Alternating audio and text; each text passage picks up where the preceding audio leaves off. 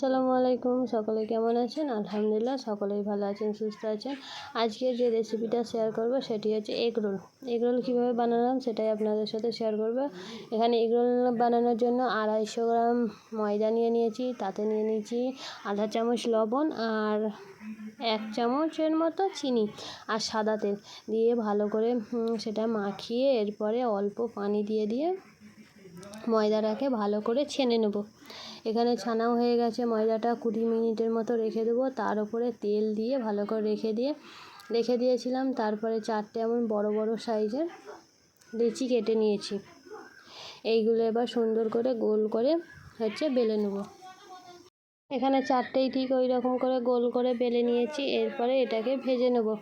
তাই এটা গরম হয়ে গেছে। এটা প্রথমে তেল ছাড়া এমনি এপিঠ ওপিঠ ভালো করে সেঁকে নিতে হবে।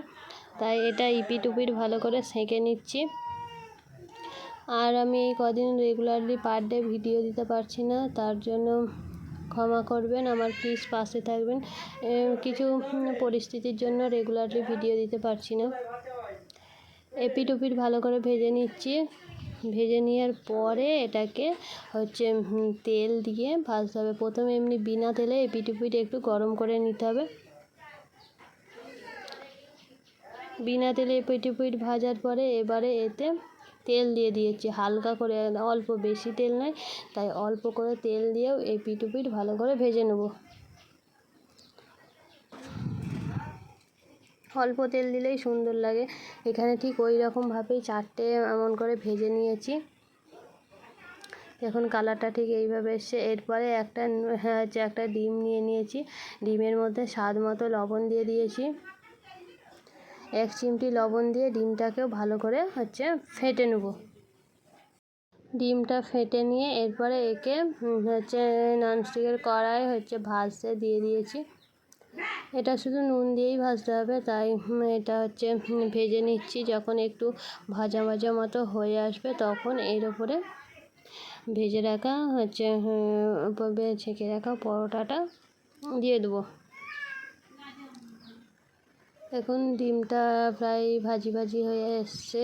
এটা ডিমটাকে উল্টাবো না, এর ওপরে যে পরোটাটা সেঁকে রেখেছিলাম সেই পরোটাটা এর মধ্যে দিয়ে ভালো করে একটু হাতটা চেপে দিয়ে ঘুরিয়ে নেব, যাতে পরোটাটা ডিমের মধ্যে ভালোভাবে লেগে যায়।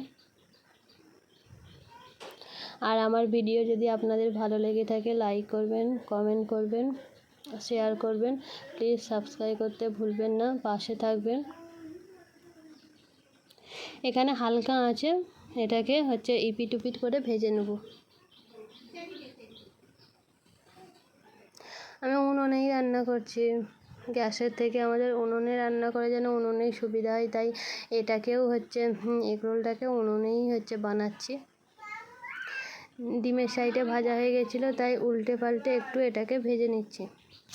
4টে ভেজে রাখার পর এরপরে আমি নিয়েছি শসা কুচিয়ে নিয়েছি, গাজর আর পেঁয়াজ। এটাও হালকা করে ভেজে নেব। কাঁচা দিলেও ভালো লাগে, এবার আপনারা আপনাদের যেটা ভালো লাগবে পছন্দ অনুযায়ী দেবেন। এখানে আমার একটু ভাজাই তো কাঁচার থেকে ভালো লাগে, তাই এখানে হালকা করে ভেজে নিচ্ছি সামান্য পরিমাণ নুন দিয়ে। এই শসা, পেঁয়াজ আর গাজরটা ভেজে নেব।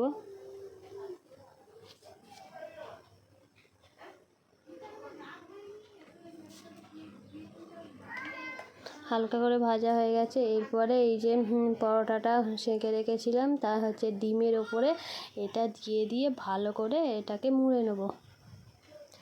ডিমের ওপরে দিয়ে দিয়েছি, তাই এটাকে এরপরে ভালো করে মুড়ে নেব, যাতে পুরো রোলটার মধ্যে শসা, গাজর, পেঁয়াজ থাকে। তারপরে এর ওপরে সস অ্যাড করে দেবো।